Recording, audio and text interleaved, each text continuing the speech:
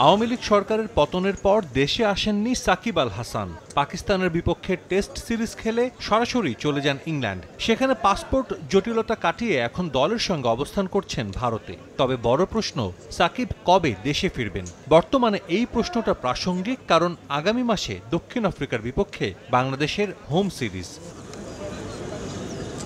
দেশের পট পরিবর্তনের পর হত্যা মামলায় নাম উঠেছে সাকিবের। অবশ্য এই কঠিন সময়ে সতীর্থ থেকে শুরু করে ক্রিকেট বোর্ডকেও পাশেই পেয়েছেন সাকিব।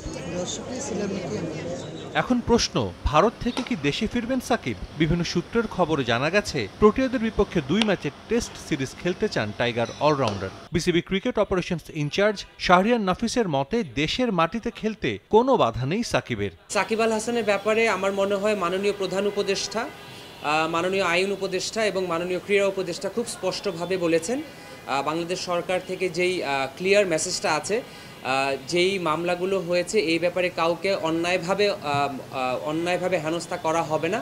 এবং আমরা মনে করি সাকিবের ব্যাপারে গণপ্রজাতন্ত্রী বাংলাদেশ এখন যে অন্তর্বর্তীকালীন সরকার রয়েছে তারা তাদের অবস্থান খুব সুস্পষ্টভাবে ব্যক্ত করেছেন। ইনজুরি সমস্যা না থাকলে এবং সিলেকশন জড়িত কোনো ইস্যু যদি না থাকে, এখন পর্যন্ত সাকিব আল হাসানের বাংলাদেশে যে হোম সিরিজ আছে এটা না খেলার কোনো কারণ আমি ব্যক্তিগতভাবে দেখছি না। খসড়া সূচি অনুযায়ী আগামী 21 অক্টোবর শুরু হবে বাংলাদেশ দক্ষিণ আফ্রিকা প্রথম টেস্ট। এর আগে দেশের মাটিতে হবে অনুশীলন ক্যাম্প। সরকার ও বিসিবি থেকে সবুজ সংকেত পাওয়া সাকিব দেশে ফিরবেন কিনা সেটাই এখন দেখার। সাজিদ মুস্তাহিদ, সময় সংবাদ, ঢাকা।